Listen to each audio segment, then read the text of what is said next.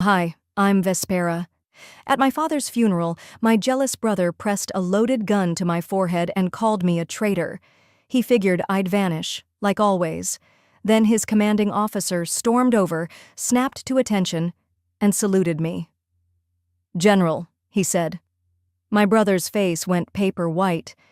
But the story doesn't begin with that trigger pull. It began the day my family mistook my silence for surrender, and the surprise waiting for them was far worse than they imagined. Before we dive in, what time are you listening, and where from? Tell me below. I read every comment. Thursday morning sunlight spilled over the white rows of headstones at Camp Nelson, glinting off brass shell casings the rifle squad had dropped during rehearsal. I stepped out of the rental car in a black sheath dress, my uniform still zipped in a garment bag on the back seat. The fabric felt thin against the cool Kentucky air, yet the real weight sat in my pocket. Dad's worn green epaulette, its frayed edge brushing my thumb like a pulse. I crossed the grass toward the viewing tent, heels sinking just enough to leave a trail any detective could follow. Two soldiers straightened as I passed. Neither seemed to recognize me without the stars. That was fine. I didn't come for applause. Inside the tent, the air tasted of carnations and axle grease from the honor guard's weapons. At the center, Dad's photo, him beaming beside me in my first set of captain's bars, was supposed to rest near the casket. Instead, I caught my sister Lacey sliding the frame into a cardboard box stamped MISC. She acted as if she were tidying a closet, not rewriting history. Heat climbed my neck, but I swallowed it down. "Morning, Lassie." She jumped, clutching the frame. "Mora, you're early." "Pays to catch flights that land." I nodded at the box. "Need a hand?" Her smile froze. "Family wants the display simpler. Less clutter." Clutter. Right. I let the word hang and moved on, refusing to give her the scene she clearly expected. Rows of folding chairs waited outside the tent, each tagged with crisp name cards. Mother Arliss, pale and controlled, guided relatives to their places like a maitre d' at a restaurant she no longer enjoyed. When she reached me, her gaze fixed on a point just past my shoulder. "There isn't a seat with your name," she said. "That's because the card's gone," I replied softly. She pressed her lips together, then directed an usher. "She'll stand in the back." My nephew Milo, 15, lanky, still smelling of teenage uncertainty, whispered, "Auntie, I thought you were overseas?" His eyes searched for my uniform, maybe for proof I was still someone to brag about in history class. "Just got stateside," I told him, squeezing his shoulder. "Stay warm." I positioned myself behind the last row as the funeral director approached, hat tucked under his arm like a confession. Ma'am, your brother manages the speaker list. Your eulogy was omitted." A dozen memories flashed.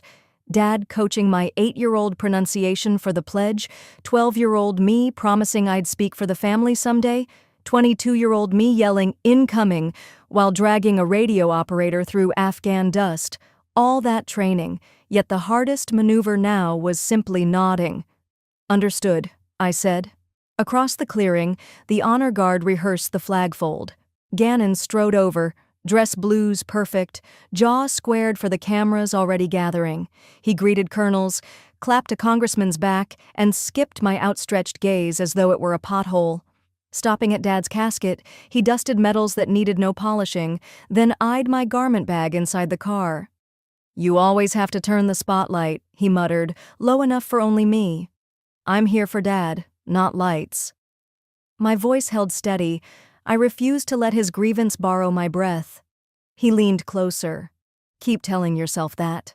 I carried the epaulette to the side altar, laying it on Dad's Bible the way he once rested a soot-streaked hand on my helmet after a firefight, silent, proud, exhausted. My vow echoed inside. No one erases the man who taught me to lead.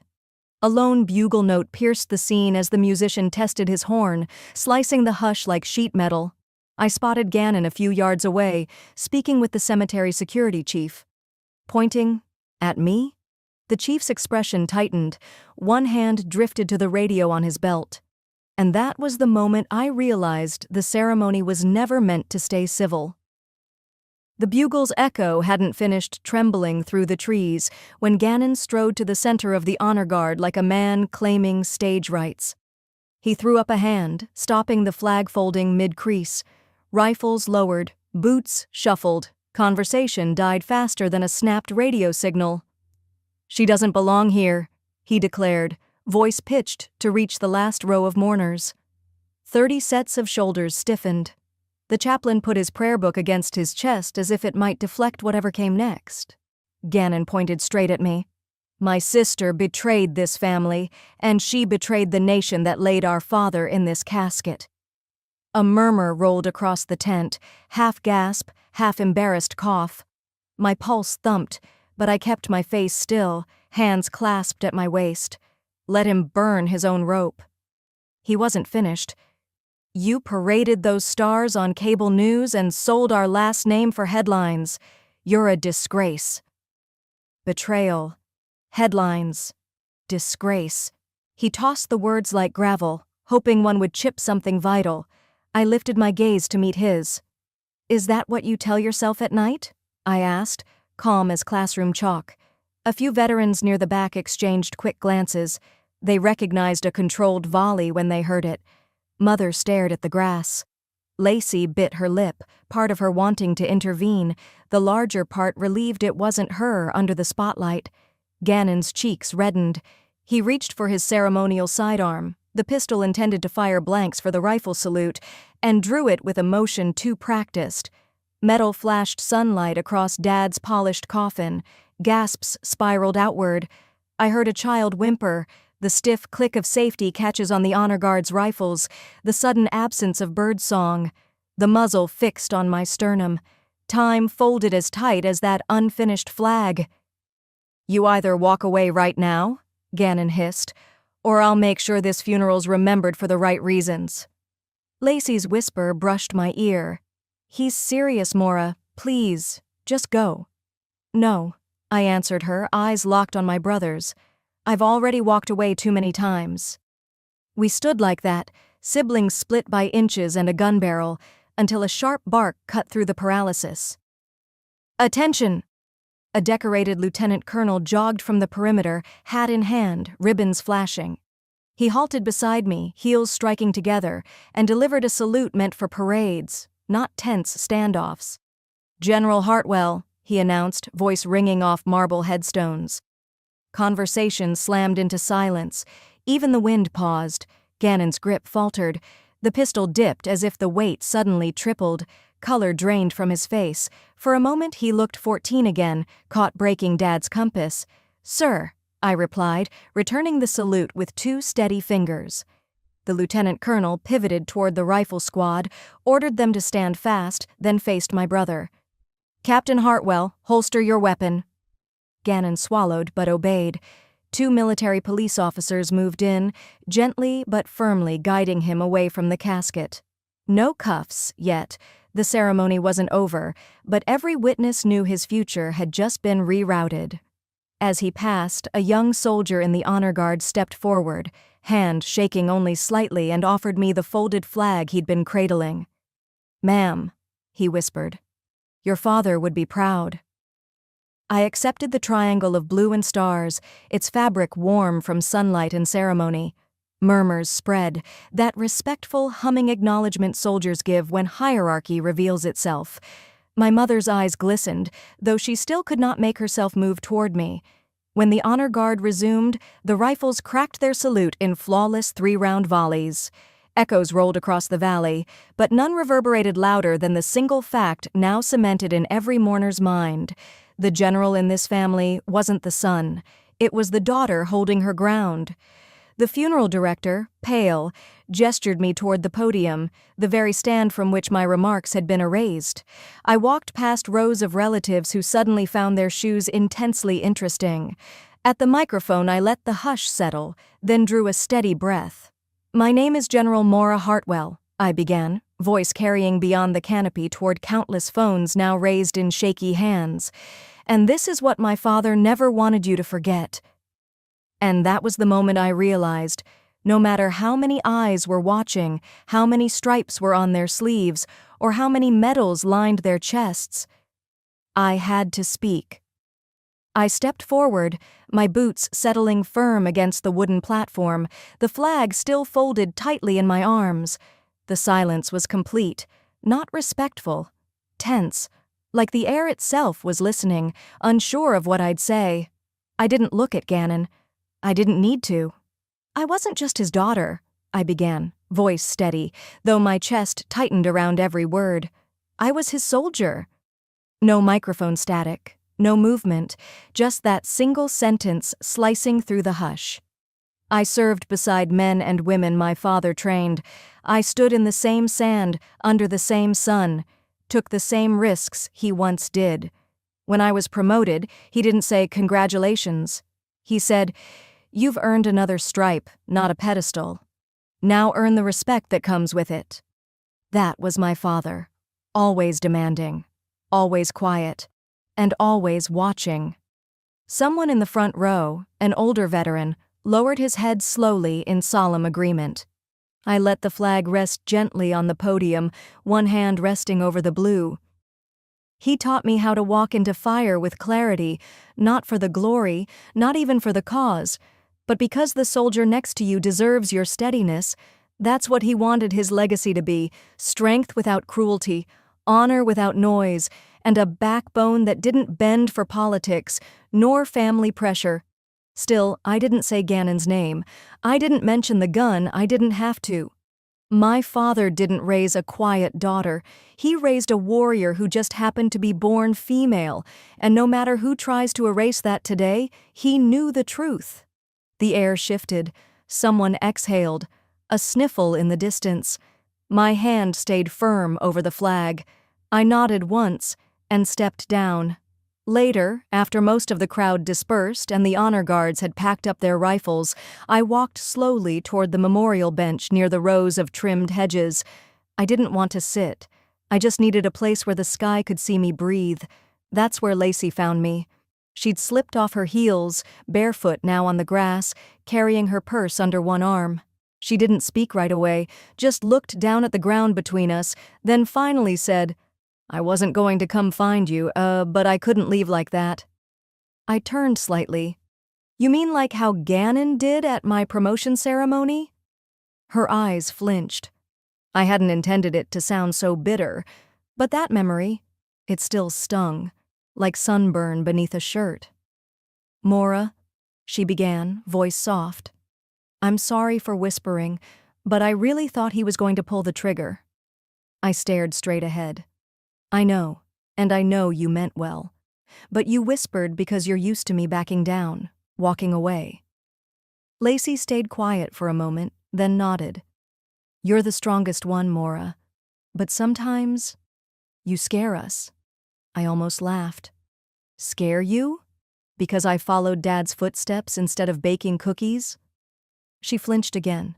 "No. Because you never come back. You leave, and you don't look back. You didn't come home after the last deployment. You didn't come to Thanksgiving. You sent a card when Aunt Trudy died. A card. Because Mom made it clear I wasn't welcome." Lacey hesitated. Then it came. "She did. She made us promise. Said you'd already chosen your path. Said you'd abandoned the family for a uniform." The words settled over us like a slow fog. I shook my head, not out of disbelief, but because I finally saw it for what it was. "It wasn't just Gannon," I murmured. "It was all of you." Lacey didn't deny it. I looked at her, really looked. At the slight crease above her brow, the years of quiet compliance settled into her shoulders. "You didn't betray me, Lacey," I said gently. "You just followed the same silence Mom taught us to obey." She nodded, tears forming. "I just wanted peace." "And you got it," I said quietly, "at the cost of pretending I was never part of this family." She reached out, but I stepped back, not in anger, just in clarity. We were no longer sisters on the same side. We hadn't been for a long time. Before I could say more, a man in dress uniform, older, dignified, his steps careful, approached from the walkway. A retired colonel, judging by the bars on his shoulder and the gentle nod of other passing veterans. "General Hartwell," he said respectfully, extending a small envelope. "Your father asked me to deliver this, said if things went wrong today, you'd need the truth." I took the envelope with both hands. Lacey lingered, but I didn't open it in front of her. She knew better than to ask. After she left, I sat on the edge of the stone bench and broke the wax seal with my thumbnail. The letter inside was handwritten, slanted but firm, no smudges. Dad's penmanship, unmistakable. "If you're reading this," it began, "then your brother let his demons win." I didn't cry. I just kept reading. I always knew the day would come when Gannon's resentment would overflow. I tried to discipline it out of him, tried to redirect it, but envy? It doesn't listen to orders. I swallowed hard. He believed this life belonged to him. That rank was birthright. But you earned everything, Mora. Don't ever let anyone stain that. The ink grew darker in parts, as if he'd pressed harder. I left instructions with Colonel Haynes to correct the records. Gannon was never officially discharged with honor. His final reprimand was sealed to preserve the family's name. I thought that was mercy. Now I see it was fuel. My breath caught in my throat. You are my only legacy worth protecting. I sat still for a long time. The trees swayed behind the rows of flags. The crowd was mostly gone now, save for a few older men quietly folding up chairs. I folded the letter, tucked it into my coat, and stood. In the distance, the cemetery stretched wide, orderly, quiet, with headstones like soldiers standing attention in every direction. He tried to erase me. I looked up at the horizon, clenched the letter in one hand, the flag under my arm, and whispered, "Then I think it's time I returned the favor." The officer across from me didn't speak for a while. He just studied my face. Then the envelope, the flag, and the photo, my father in uniform, the sun catching his last medal. I'd arranged everything on the desk in front of us like a puzzle, but the pieces didn't fit neatly. They bled. He leaned forward. "Let me get this straight, Colonel Hartwell. You're saying your brother aimed a firearm at you while you were in uniform, during a funeral?" I met his gaze. Loaded, pointed, directly at my head. The room stayed still for a beat. Then his voice changed, less polite, more procedural. "And you're a superior officer?" "Yes." He nodded once. The line had been crossed. This wasn't a sibling spat anymore. This was attempted violence against a superior on federal property in front of multiple witnesses. A court-martial offense. I watched him take notes, every word slow and careful. My hand, resting on the edge of the desk, didn't shake. But inside? Inside, I felt something dark settle into place. Not fear, not sadness. Something colder. Like truth setting its jaw. Hours later, I stood outside the building while the wind tugged gently at my uniform. I hadn't even realized the sun had shifted. Everything felt off balance, like time itself was pausing to hear what would happen next. The next morning, I was called back in. The forensics report sat on the officer's desk when I walked in. The way he looked at me told me what I needed to know before he said a word. "It was his own service weapon," he said quietly. "Loaded. Hollow point rounds. Not ceremonial. Not symbolic." My chest didn't rise for a full breath. He continued. "This wasn't an emotional outburst. This was premeditated." I sat down slowly. "So if I had moved wrong? If you hadn't stood still, kept your tone calm, not reached for the flag when you did, there might have been 2 caskets leaving that field." His words echoed louder than gunfire. I nodded once. "Then we need to move." By the time I returned to my base that afternoon, security had been notified. Surveillance footage from the funeral was already being compiled. Witnesses were being asked to file statements. That should have been the end of it. It wasn't. 2 days later, Mom showed up. She wasn't expected, and she didn't look apologetic. I was in the base cafeteria, halfway through a paper cup of bitter coffee when I saw her.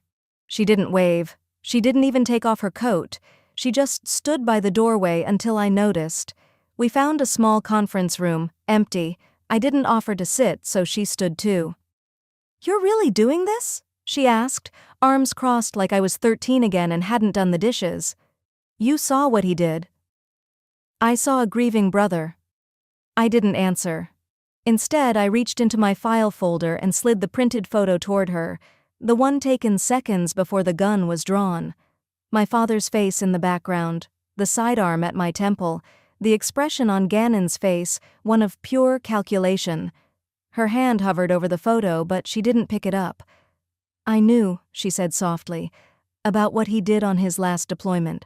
Your father made me promise not to tell you. My eyes narrowed. Tell me what? She looked away. He assaulted a junior officer overseas. It got buried. Barely. That's why he was forced into early retirement. I stared. And you didn't think I needed to know that when he started unraveling? He needed protection, she whispered. You never did. I stepped back, the air in the room turning sharp. She added, we didn't want to lose both of you. He was already spiraling. You were so strong. You always have been. I wasn't sure if that was supposed to be comfort. It landed like blame. By the end of the week, the paperwork had been filed. A military-issued restraining order.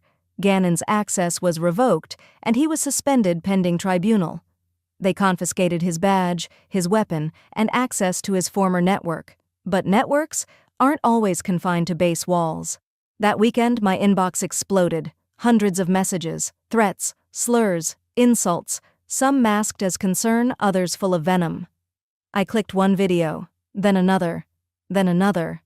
A YouTube channel. Gannon's face, his voice. Family is everything, but when you're betrayed by your own blood, when ambition turns a sister into a snake, what do you do? Clips from the funeral, twisted out of context. Female officer disrespects grieving brother at solemn ceremony. My jaw clenched. He had an audience, and they believed every word. One message read, "You're disgusting. You should have been the one in the casket." Another, "God sees what you did. Gannon is the real hero." I closed the screen and sat back, silence pressing in like a vice. Later that night, I was packing up documents when my phone buzzed with a private number. I almost ignored it, but something made me answer. A man's voice. Calm, almost cautious. "If you want the truth," he said, "check the storage unit listed under your father's name, the one on Ainsley Drive. There's something inside, something he left behind just for you." I didn't ask who he was. He hung up. At 3 a.m., I pulled up to the facility. The lock still bore my father's tag, his name in fading ink. The metal creaked as I rolled the door open, and what I saw inside shattered everything I thought I knew. I didn't wait for sunrise.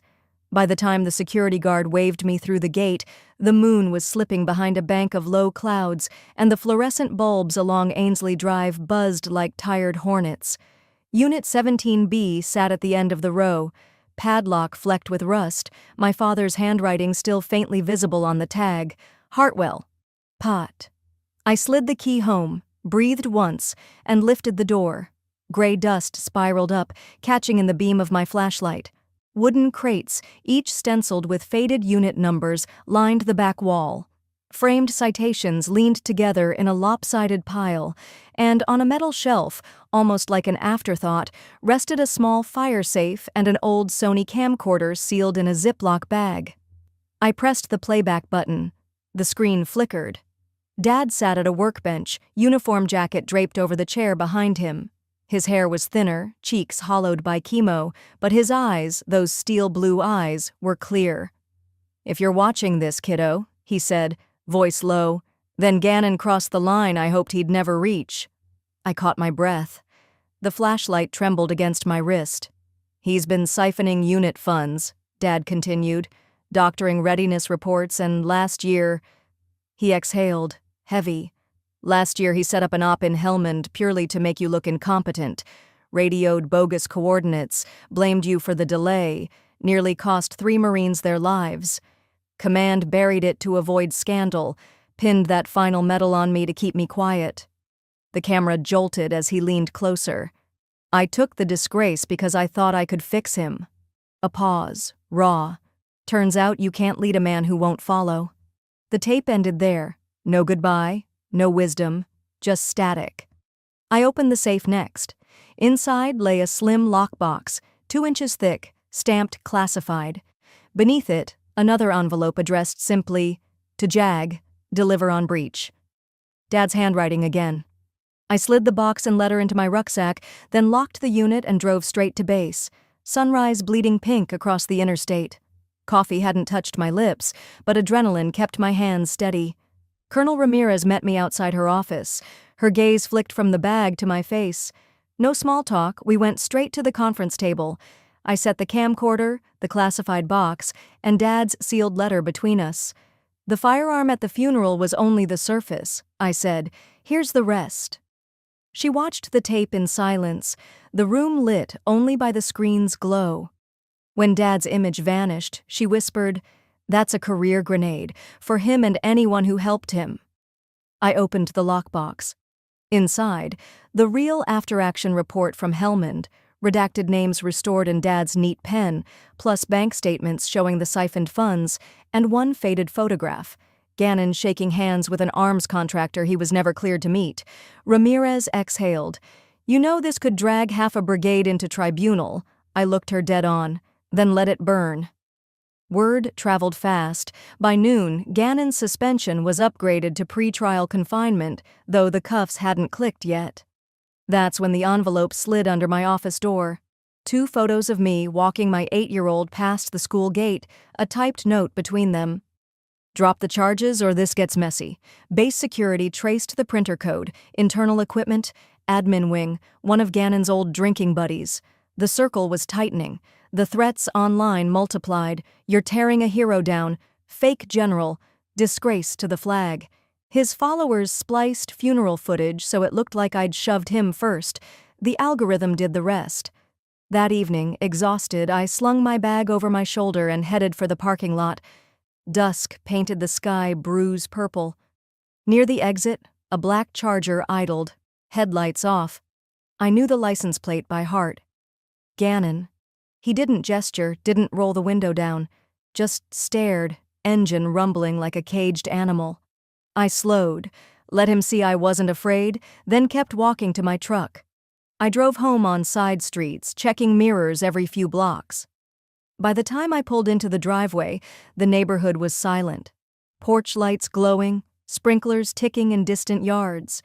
I reset the alarm, fed the dog, and double-bolted the back door. Sometime after midnight, glass shattered downstairs. I grabbed the baseball bat from beneath my bed and crept to the hallway. Living room curtains billowed in the draft. Moonlight pooled on the coffee table, right where someone had placed a single object, Dad's folded flag. Only it wasn't mine. The field of blue was sliced down the center, stars cut out and scattered like confetti. That ragged flag should have kept me awake, but exhaustion finally dragged me under. 2 hours after I dozed off, the soft click of my front door jarred me upright. My bedroom clock glowed 2:17 a.m., too late for neighbors, too early for dawn. Heart hammering, I reached for the bat still propped against the dresser and padded down the hall. The house smelled of starch and metal. In the kitchen, moonlight spilled across the table, illuminating my father's Class A jacket. It had been cleaned and pressed so recently the creases looked carved in stone. Centered on the chest lay a single 9mm round, brass catching the light like a wink. There was no note, no fingerprint powder, nothing but the faint sway of the curtains someone forgot to close. I swept every room. No broken locks, no footprints on the hardwood. My son slept on, unaware. I sat outside his door until sunrise, the bullet chilling my palm. By 7, I was at the legal office on post, uniform sharp, coffee untouched. Captain Ellis, the JAG attorney assigned to protective cases, took one look at the jacket in my evidence bag and waved me to a seat. "You're sure the entry was clean?" "No forced lock," I said, sliding the round across his desk. Whoever came in had a key or knew how to stay quiet. He logged the item, then pulled up the whistleblower protocol. Within an hour, my file carried an emergency safeguard flag, extra patrols near my house, priority phone line to base security, temporary billet on post if I wanted it. I signed every form without blinking, the tribunal docket posted at noon. Somehow, Gannon called my mother before I even saw the schedule. My phone buzzed as I stepped out of Ellis's office. His voice message was only 8 seconds long, but I replayed it twice to be sure. "You're not the only Bundy who knows how to shoot. Courtroom or coffin, little sister? Pick one." I forwarded the clip to security, then silenced my phone. Fear is useful only if it keeps you moving. The afternoon brought rain, heavy and sudden. While thunder rolled, memories surfaced uninvited. 10 years earlier, in a muddy forward base mess tent, Dad announcing I'd be deputy commander on the next operation. Gannon's spoon clattered against his tray. Later that night, I found him alone in the latrine, face bloodied from punching the mirror until it shattered. Through cracked glass, he hissed, "I will never be second again." That was the last meal we shared as siblings. Lightning faded, resolve settled. I opened my old contacts list and dialed. Retired Colonel Swan answered on the second ring, voice gravelly from Texas dust.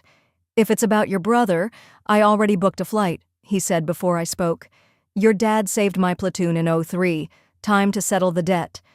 Next I called Sergeant Nyland, the quiet tech who had patched comms the night Gannon sabotaged them. He'd left the service, but his voice carried the same steady rhythm. "Been waiting to testify, ma'am. Tell me when." By evening, a small but unbreakable wall of witnesses stood ready. I drove home under an amber sky. 2 blocks from the gate, I spotted the black Charger again, idling beneath a dead street lamp. The silhouette behind the wheel never moved, yet I felt the heat of his stare. I slowed enough for him to recognize my face, then turned into my driveway without showing fear. The house was silent, but tension vibrated in the walls. I double-checked windows, then sat at the kitchen table where the jacket had rested. My phone chimed, an email from base security confirming digital forensics. The tribunal notice had leaked through a clerk in personnel, one with a string of pro-Gannon posts on social media. He was already in custody. Near midnight, wind rattled the porch swing. I tried to read depositions, but every creak pulled my focus to the front door. At 11:58 p.m., a single knock, soft, deliberate. I peered through the peephole. No one stood outside. Only a shoebox sat on the doormat, rain beginning to speckle the cardboard. Inside, beneath a layer of tissue, lay my military ID. A red stamp slashed across my photograph. Cancelled. Dawn slipped under the blinds long before my mind caught up with the clock. I'd spent the night pacing past that cancelled ID, rehearsing answers to questions no one had asked yet. By 8:30, I was crossing the parade ground, dress blues crisp, heels punching frost-hardened asphalt. The legal clerk at the door scanned my badge, still active in their system, thank God, and waved me into the small wood-paneled courtroom. The place buzzed like a power line. Reporters, brass, enlisted aides perched on folding chairs along the back wall. When I reached the witness table, a flash of red hair in the front row twisted my stomach. Kellen Bundy. Our wayward cousin, drummed out of the Corps for selling night vision gear on eBay, now lounging in his suit coat like he'd bought a ticket to a prize fight. He lifted 2 fingers in a casual salute, sleeves riding up to reveal the cheap Liberty Bell tattoo he and Gannon got after their first weekend pass. My pulse kicked, but I kept my face glacier still. The bailiff called the room to order. I rose with the others while the 3-judge panel filed in, their silver stars gleaming beneath fluorescent lights. As soon as we were seated, the prosecution summoned Colonel Swan. He limped to the stand, legs stiff from Baghdad shrapnel, and unfolded a statement. His voice, slow and deliberate, outlined how mission logs from our 2016 deployment had been modified post-action by an officer other than the author. He read the file number. Everyone here knew it pointed to Gannon. Defense counsel pounced. "Colonel, is it possible the alteration was a clerical error made by, say, your subordinate, General Hartwell, while under mental strain after childbirth?" I didn't blink, though bile crept up my throat. Swan merely adjusted his glasses. "Sir, Maura gave birth 2 years after that mission. The timeline speaks for itself." Murmurs rippled. The judge rapped his gavel once. When my turn came, the defense tried the same tactic. General, records indicate you were treated for postpartum depression. Could that illness cloud your recollection? I leaned toward the mic, letting the pause stretch. Counselor, depression doesn't erase GPS data, radio chatter, or the fact my brother abandoned 2 wounded soldiers outside Fallujah. A gasp fluttered through the gallery. Kellen's grin vanished. We broke for coffee at 11. I stepped into the hallway to check messages and nearly dropped my phone. My checking account read 2 cents. Beneath that, an alert from Child Protective Services, anonymous claim of neglect, agent en route to interview my nanny. I felt the corridor tilt, but a Marine bailiff steadied my elbow. Ma'am, you might want to return. They're about to play something you'll want to hear. Inside, the lights dimmed. A technician placed a battered black recorder on the evidence cart. Static crackled, then my father's voice filled the room, strong though roughened by sandstorms and age. Alpha team, hold position.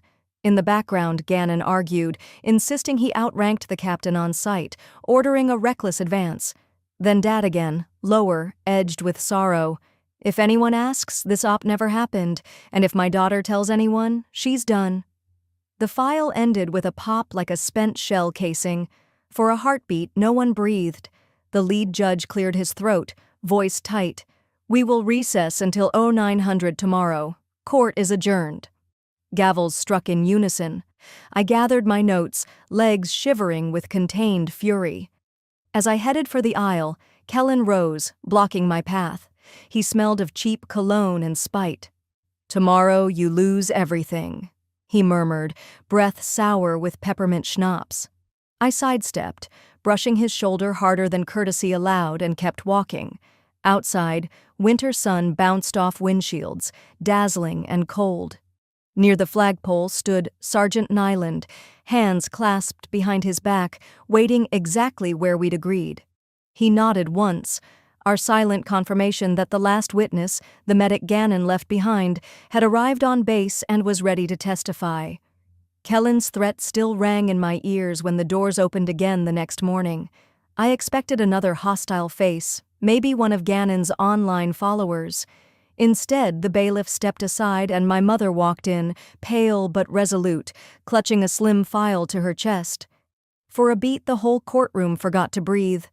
I felt my nails press crescents into my palms. I hadn't spoken to her since the storage unit argument. She took the witness chair, straightened her skirt, and lifted her chin toward the bench. Your Honors, I asked to testify. Her voice shook, yet every vowel landed. Across the aisle, Gannon's jaw dropped open. Even his lawyer looked blindsided. The prosecutor nodded. Mrs. Bundy, state your full name for the record. Arliss Marion Hartwell Bundy. Her eyes flicked to me, wet but steady. I'm here to correct an omission, my own. From the folder, she pulled a yellowed envelope, Dad's handwriting unmistakable. Vespera received her letter, she said, using my given name. This one was for me. It was supposed to stay sealed unless your father feared Gannon had lost himself. The gallery leaned forward as she unfolded the brittle paper. If Gannon continues down this path, she read, voice cracking on the consonants, protect Vespera. She's the one who listens, the one who leads. Mom paused, swallowing. I ignored these words because admitting them meant choosing between my children. I chose silence, and I chose wrong. A rustle of whispers filled the room. Mom wiped her cheeks, then continued. Harlan, our cousin, sent me proof months ago, bank statements, falsified logbooks. I burned them. I hoped prayer would fix what discipline had not. She faced the judges, shoulders squared. I cannot burn the truth anymore. Defense counsel sprang up. Objection, hearsay, unverifiable. But the chief judge cut him off. The witness has produced original correspondence from Colonel Hartwell, deceased. Objection overruled. The gavel's crack sounded like a rifle report. Gannon erupted. She's lying. She always coddled her. He lunged, fingertips grazing the rail before 2 MPs pinned his arms. His spit speckled the polished floor while cameras clicked like cicadas. When the bailiff wrestled him toward the exit, he twisted enough to glare at Mom. You'll regret this, he rasped. She flinched, yet finished reading. When she stepped down, I rose without thinking. We met in the aisle. No embrace, only a gentle touch of her hand on my sleeve, as though asking permission to keep breathing. The panel recessed to deliberate. 23 minutes later, we were called back. Gannon, restrained between guards, stared at the ceiling. The presiding judge delivered the findings. All charges against me dismissed. A full Article 32 investigation into Captain Gannon Bundy, effective immediately. His pending promotion terminated, his carry privileges revoked. Each sentence felt like a weight lifted off my spine and set neatly on his. Court adjourned. No applause, just the thump of boots as officers stood and saluted. Not to the bench, to me. I returned the gesture, palm sharp, throat tight. Behind them, Mom wept silently into a handkerchief like a child at her first funeral. In the corridor, an aide intercepted me. General Hartwell, from Logistics Command. He handed over a small manila envelope. Inside lay a single photograph, Dad and me, 20 years younger, laughing beside a battered Humvee. Scrawled on the back in his slanted block letters, "Lead them right, baby girl." The fluorescent lights blurred. For years I'd marched under commands, citations, and threats, wondering if any path truly belonged to me. Now the message was clear and impossibly simple. Outside, thin winter sunlight burned off morning haze. Reporters gathered at the barricades, microphones poised, but I turned the other direction. Mom stood by the flagpole, waiting, no press in sight. I slipped the photo into my pocket and walked toward her, feeling the first real breath of purpose in a long, long while. I drove east at sunrise, the courthouse still a silhouette in my rearview mirror, Dad's photograph warm in my pocket. For the first time in years, I wasn't following orders or running from threats. I was moving toward something I'd chosen. 1 year later, on a humid June morning, I parked outside the Bethesda VA clinic. The building looked ordinary, red brick, trimmed hedges, but the air around it carried a hush I'd come to recognize, the quiet gravity of people trying to stitch themselves together. I sat on a weathered bench beneath a sweet gum tree and opened the day's mail. On top lay a cream envelope addressed to General Vespera Hartwell Bundy, U.S. Army, Ret. No return address, just a crisp military seal. Before reading, I looked up. A lieutenant, fresh out of West Point, passed, offered a precise salute, and kept walking. I returned the gesture, not out of reflex, but out of choice. The weight of those stars on my shoulders finally felt like mine. The letter inside wasn't official. It was handwritten, shaky in places. Vespera, I heard what you did for the women in Echo Flight. My daughter follows your leadership videos. Thank you. No signature, just an initial. Gratitude from a stranger, yet it steadied something inside me that no medal ever had. News had traveled differently for Gannon. Headlines last winter spelled it out in bold: disgraced captain, dishonorably discharged, federal grand jury index, Bundy brother for threats, document tampering. I hadn't celebrated, but I hadn't mourned either. Justice sometimes sounds like a gavel, other times it's simply the absence of footsteps behind you. That afternoon I drove to Silver Spring, to the beige assisted living residence where Mom now stayed. The nurse nodded me through to the courtyard. Mom sat near a fountain, cardigan draped over bony shoulders, eyes clearer than I'd expected. She patted the bench. Between us lay a small envelope, no seals, no military insignia. I wrote this after the tribunal, she whispered, passing it over. Her script was neat, practiced. I let fear make a coward of me. You were never the troublemaker. I was. I thought silence protected our family. All it protected was my comfort. I am sorry, and I love you. She didn't ask for forgiveness. I didn't offer a speech. We simply watched Koi ripple the surface, letting the apology settle like silt until the water cleared. 3 weeks later, I reported for my new billet at Fort Meade, a leadership seminar for female non-commissioned officers. 10 recruits waited in the classroom, boots polished, notebooks ready. One raised her hand. "Ma'am, why didn't you quit when things got ugly?" I leaned against the lectern, remembering the bullet on Dad's uniform, the tribunal, the nights I'd checked on my sleeping son twice an hour. Because endurance isn't silent suffering, I said. It's surviving long enough to choose the right moment to speak, and speaking so the next woman doesn't have to wait as long. Heads nodded, pens scratched. In their faces I saw shards of my younger self, restless, uncertain, but unwilling to bow. On the first crisp day of October, I returned to Camp Nelson alone. Maple leaves burned red along the walk to Dad's grave. I knelt, placed his weather-worn silver star at the base of the headstone, and traced the carved letters with my thumb. "It's done, Dad," I murmured. "Rest easy." A gust lifted the edge of my jacket. Morning sunlight caught the silver threads of my shoulder boards, casting small starbursts across the granite. I turned to leave when a voice called from behind a row of headstones. "General Bundy? There's something you need to see." I pivoted, heart steady, ready. Whatever waited, I would meet it on my own terms.